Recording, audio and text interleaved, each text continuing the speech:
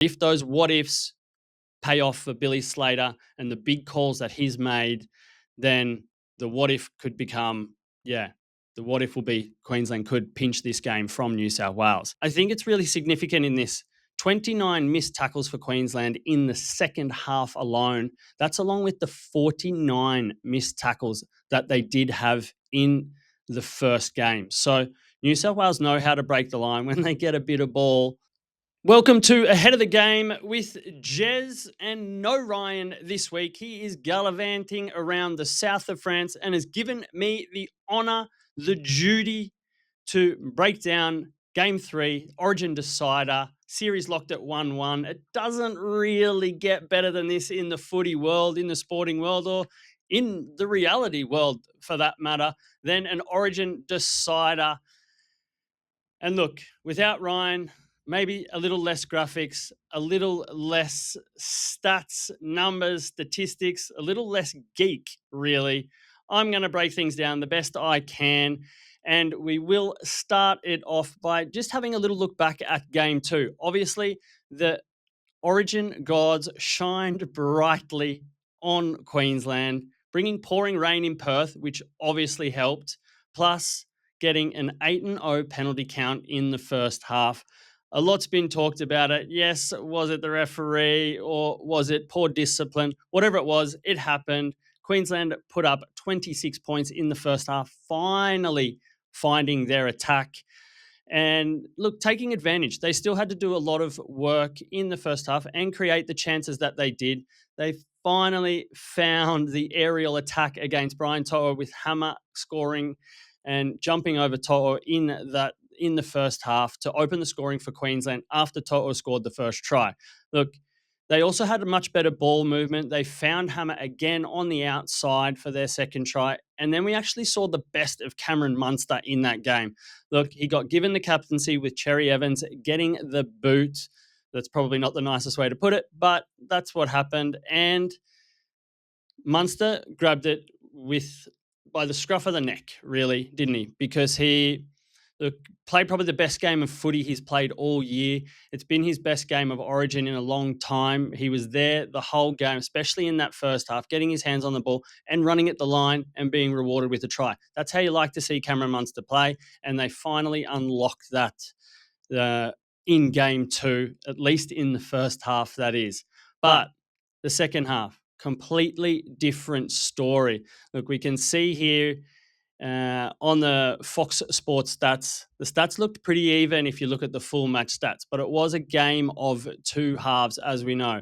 First half was very one-sided to Queensland, but still not in, I guess, the run meters. It's pretty even there, but you can see definitely in the possession, 57% of the ball and 55% of the territory were the big ones, and that's why Queensland had so many chances to score. They were getting the ball a lot down their end or in their attacking half, so they didn't have to do a lot of the work to get there. Then we look at the second half, and obviously here in the second half, a completely different story. Possession 64% to New South Wales. That's when the penalty count was at 2-2, of course.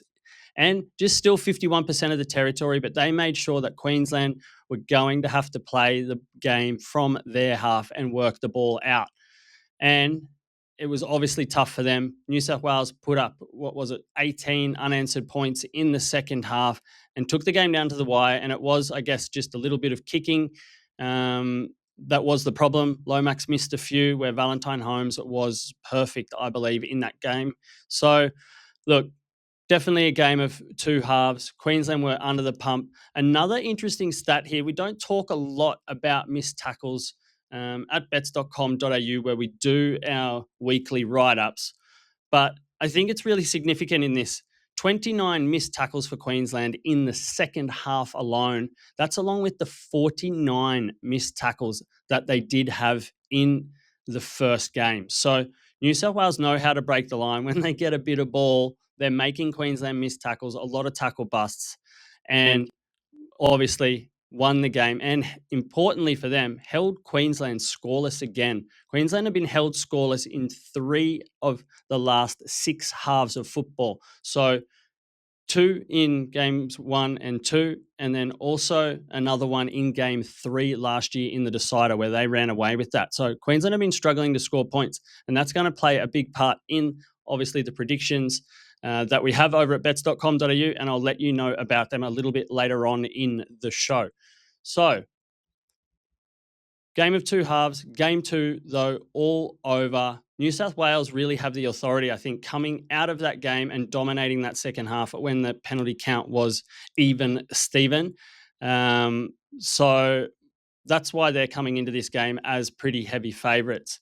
Now we can have a little bit of a look as well at game number 3 and the team list. New South Wales unchanged heading into game 3. The only change that they've made is Jacob Carraz is sitting at 18th man because Brian To'o has a little bit of an injury cloud. So it'll be interesting to see how that plays out. We probably won't find out much about that until much closer to the game on Monday, Tuesday, you would suspect. But let's have a look at the team lists for Queensland. And it's been all in the media of the big changes that Billy the Kid has made. Some massive moves for a game 3, and they're either going to pay off or they won't, obviously. But I think the changes that they've made do give Queensland an opportunity to win. Billy knows that his team is a little bit underdone, I think, compared to New South Wales, and has had to make some aggressive moves and some surprising moves. So obviously, the first one is bringing in Big Papa. Now, bringing in Papa instead of Corey Horsburgh, I think you're bringing. It's been the combination really, or the conversation, leading up to this game, and for me, it's a pretty simple call. I like the call. You're bringing in Papa as bringing in his experience, obviously his hard-hitting intensity, his ability to run hard at the line when Queensland have been struggling for points. I think you're going to have to see the forwards bunch in a little bit more. Plus, he brings this winning attitude. Now, Papali'i has some pretty nice stats. He's won 14 of his 23 Origin games, so it's just a little bit over 60% for those geeks out there throwing some crazy numbers at you. But obviously the Raiders as well, because the Raiders have been winning, and a lot of it has to do with the leadership that he brings and the intensity that he's still able to bring at the back end of his career. So I like the move bringing in Big Papa instead of Corey Horsburgh. I think it is the right call. Obviously, Horsburgh has some discipline issues, and bringing in someone that's a little bit more hot-headed into one of these games that can potentially go down to the wire. It's a good move bringing in Papali'i to bulk up the forward pack of Queensland. Then the other big decision was who was going to take Kalen Ponga's spot, with Ponga being out injured for a big part of the season now. And it was obviously between Reece Walsh and Hamiso Tabuai-Fidow. Now, there's two ways to look at this. Reece Walsh coming in off an injury. He's played 3 games, but he's been phenomenal in those 3 games. So I think it was a really big call to leave him out, but you're bringing in someone that's been in the squad for the last few years and moving Hammer to fullback, who's been with the team all this year. Reece Walsh would be coming in fresh. So I think it is a smart move in the end. You might not get as much of the playmaking flair, but I think you get a little bit more of a solid, more consistent fullback with Hammer, and he's also obviously extremely dangerous. And he's been in an absolute mood. He's scored 8 tries in his last 4 games for the Finns, and obviously got 2 in Origin 2.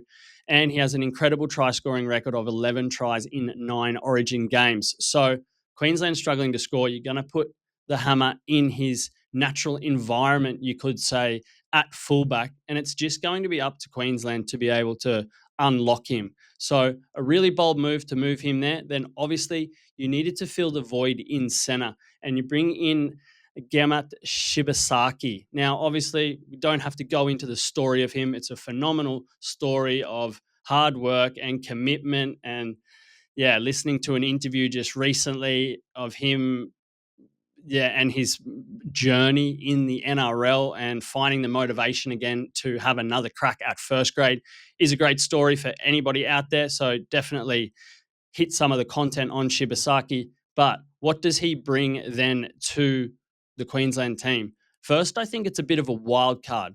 Nobody's seen Shibasaki play, obviously, in Origin.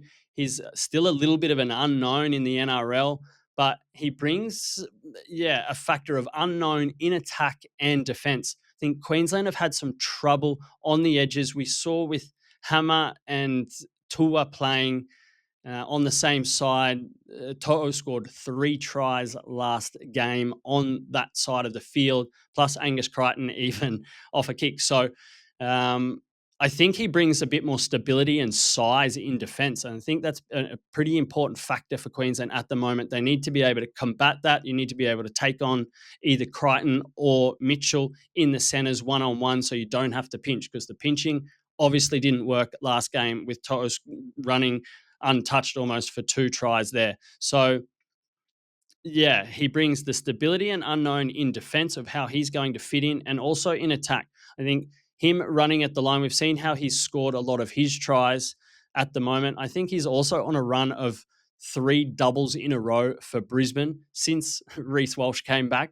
So he's running hard at the line. You see how he scores. He can barge over. He's a massive body in the centres, and that could really also play in the hands of Queensland, who have been struggling in attack. How Billy is going to use him in attack, nobody knows. There's no tape on it. So I think that is a trump card for Queensland actually in this match, with Shibasaki running at the line. Now, that's the team breakdown. Now, what's going to actually happen in game 3? Look, we can start off with New South Wales. They know their game plan. It's been successful. They obviously did it tough in game 2 in the first half. It was raining. There was a lot against them, the penalties, blah, blah, blah. But otherwise, they've won the other 3 halves of footy in this series. I think you can simply expect that Cleary will make a difference. He's going to make sure that Queensland have to start from deep in their end on almost every single set of the game and play that Panthers type of football, which also helps with the backs. You've got Lomax that's going to be working hard out of trouble. You've got Toto working hard out of trouble. Dylan Edwards working hard out of trouble. So their forwards are fresh when it comes to defense.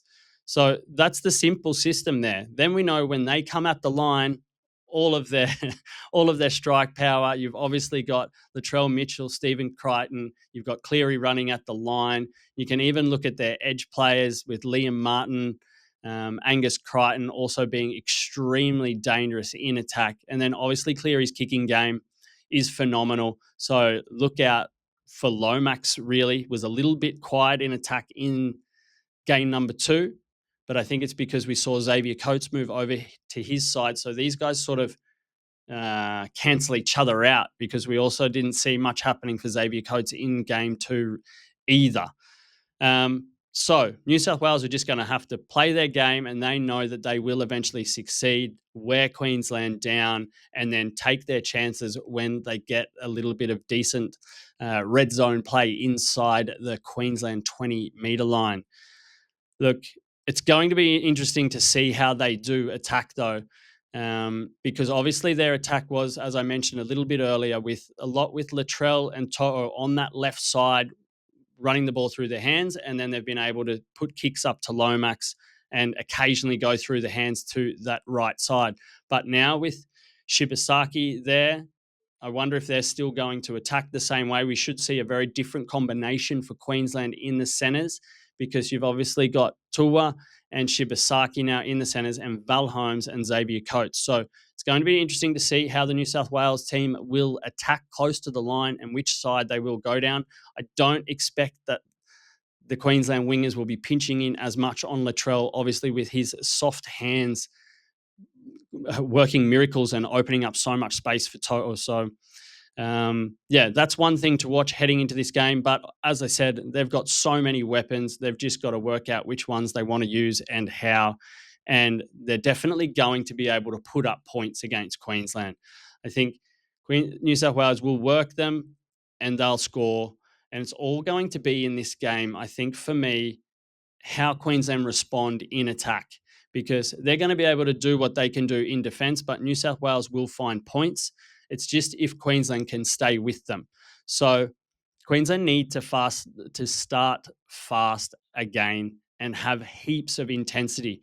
I'm keen to see if Josh Papali'i is going to start in the front row or if you'll see Pat Carrigan jump in and start there alongside Big Tino, because it's going to be a quick game. I think it might even be a better option, or it is at least a good option, to have Papali'i coming in off the bench and bringing a little bit of hard-hitting intensity in around the 20, 30-minute mark instead of starting him from the beginning. Otherwise, start him hard, burn him out early, and get Carrigan on as fairly quickly. You might even see an early change in 15 or 20 minutes instead if Papali'i starts. So important for Queensland to get off on the right foot and make sure that they're disciplined. They've started both games actually a little bit poor with some mistakes and some early penalties, which has put them under pressure. They need to wipe that out. Otherwise, New South Wales will fry them early. I think the key for them, as I mentioned, is going to be in attack. They have to utilise the hammer at the back. It's going to be all about Dearden and Munster and how they can open up a little bit of a hole or a gap for Hammer to bust through. I think the best we've seen Queensland play in attack was early in game one, where they were moving the ball in their own end early in the tackle count. I think that's another great option, especially with Hammer floating around and trying to bust through gaps there, because if they can give Hammer some early ball in his own end, we might see some early line breaks that build territory and possession for the Queenslanders and could break this game open extremely early if they do that. I think also Queensland need to go back to attacking To'o in the air. He's an incredible defender. He's also extremely good for his size in the air as well. But I think the aerial attack has been completely underdone. You either need to get Xavier Coates or Val Holmes trying to jump over To'o and really attack that element of his game, because that is one weakness in their line. Queensland haven't done it enough in this series at all. We saw Hammer jump over To'o for his first try in game 2, and it worked perfectly. So more chances and more aerial attack. I think also using Shibasaki at the line is going to be a really, really good play for Billy. New South Wales don't know how he's going to attack and how he's going to be used in their set plays and systems. So using Shibasaki early, running hard at the line, I think is going to open up space for whatever winger he plays next to, because if he starts running at the line, they're going to have to start committing more bodies to help out the opposing centre and slow him down and stop his momentum close to the line, which could then see a quick flick pass or a cutout ball working an absolute treat for Queensland and giving space to that winger. So Queensland need to work out ways that they need to break the New South Wales line, but none of it's going to matter if Queensland don't step up in the forwards. They've been dominated in the middle of the field, and they've been also dominated by the New South Wales backs working it out of trouble. We throw up the stat sheet again of game 2. I think we can really see the difference in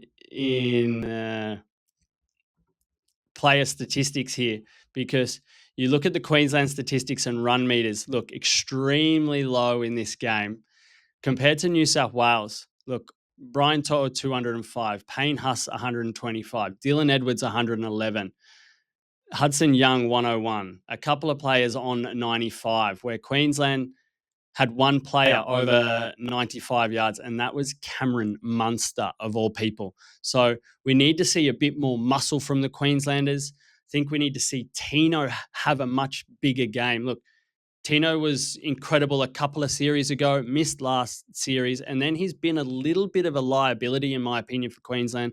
He's been making a few errors, giving some penalties away, and hasn't been doing the usual work that we're used to seeing from Tino, and for Pat Carrigan for that matter. So I want to see those two guys with much more intensity, and then obviously Big Papa coming in and making a difference whenever he's on the field. They need to win that battle, and we need to see a lot more harder work from the Queensland backs, so the big forwards have the space and energy to defend the hard-hitting New South Wales forward pack. So, rounding it all up, what do we see happening in this one? Well, the prediction over at bets.com.au/NRL is going to say that I've backed New South Wales to cover as 7.5-point favourites and the under 42.5 points to hit. So the reason for that obviously is like what I said, New South Wales know their game. If they play their game, they're pretty sure that they're going to win and get over, beat Queensland quite easily, you could say, just like they did in that second half, and then how much they actually controlled game one as well. Queensland have struggled to score, especially in Sydney. I think I pulled a stat there where 8 of their last 10 matches at a core stadium, they've scored 14 points or less. So Queensland are struggling to score points, and they struggle to score points in Sydney. So that opens things up for the under, and it also opened things up for New South Wales to cover and get a big win. Could even go 13 plus. What we all know, though, don't ever rule out Queensland.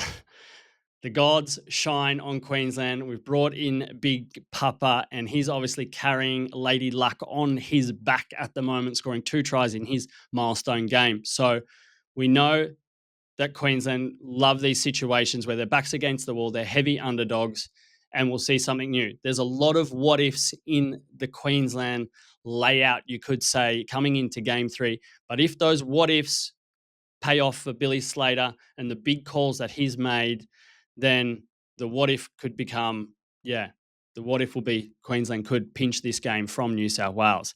But a lot needs to go right. Queensland need to find their attack. But if everything goes the way the script is written, Queensland are going to struggle to score points. New South Wales will play their game, and New South Wales will,